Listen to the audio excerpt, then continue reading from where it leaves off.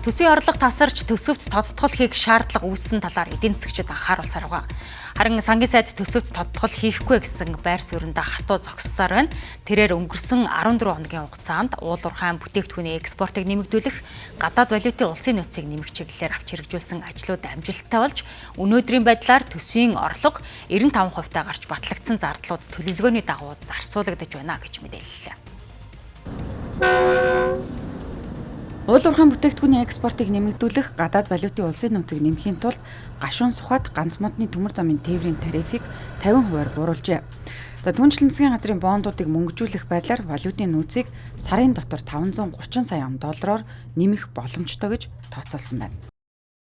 Хадгаламжийн даалгын корпорац дээр байгаа 230 сая $, за мөн төрийн банкн дээр одоо эзэмшиж байгаа 50 сая $-ыг одоо долларжуулж мөнгөжүүлж дотооддоо валютын нөөцдөр одоо шилжүүлж авах ийм шийдвэрийг гаргалаа. Зам тээврийн яамны зүгээс бол Монголын төмөр замын зүүн баян одоо цогццын одоо талдаа явж байгаа ханги мандал талдаа явж байгаа төмөр замын тарифыг 50% бууруулсан.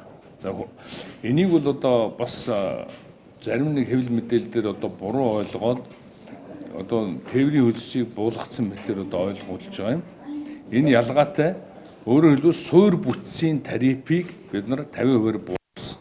Тэрнээс дээгүүр нь явж байгаа хөдлөх бүрэлдэхүүний хувьд бол одоо тэр хөдлөх бүрэлдэхүүний оногдсон тэр тарифыг бол бууруулах боломж байхгүй. Өнөөдрийн байдлаар ханги бомтор 300-аас 400, гашуун сухатаар 250-аас 300 машин гарч байгаажээ.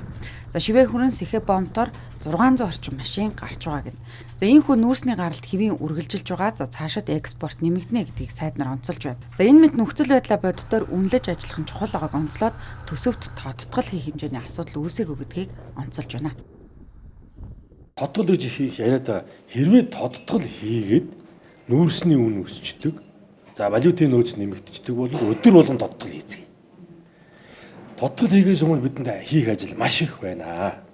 Маш их ажил байна. Сая би ярьлаа, бид эхлээд засгийн газар одоо хийж чадах нөөц боломжууд юу вэ? Бүгднгээд дайчлах хэрэгтэй. Сүүлийн 7 хоногийн байдлаар экспортын нийт орлого 268 сая $, төрж өмнөх 7 хоноогоос 9% өссөн үзүүлэлт гарчээ.